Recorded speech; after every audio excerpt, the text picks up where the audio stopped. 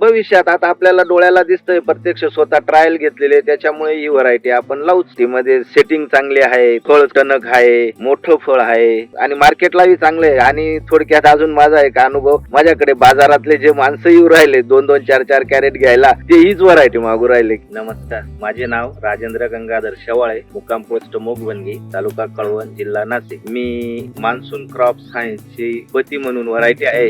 या व्हरायटीची लागवड 6 जानेवारी रोजी केलेली होती. भूपतीची फक्त ट्रायल म्हणून 300 रोप लावलेले आहेत. मी सुरुवातीपासूनच रोग प्रतिकारक शक्ती वगैरे चांगली आहे. दुसरी गोष्ट म्हणजे सेटिंगचा जर विचार केला, डबलची आहे. याची जी साईज आहे ही शेंड्यापर्यंत सारखीच दिसू राहिली, फुगलेली. देठ जवळ जागा जी असते देठाची तिथं एकदम कमी स्पेस मध्ये त्याचं. आणि दुसरी गोष्ट ड्रॉप होत नाही. फळ मोठं जरी राहिलं तरी बांधताना वगैरे बांधणी करताना खाली पडत नाही, काही नाही. तर एकंदरीत खूप चांगली व्हरायटी वाटते.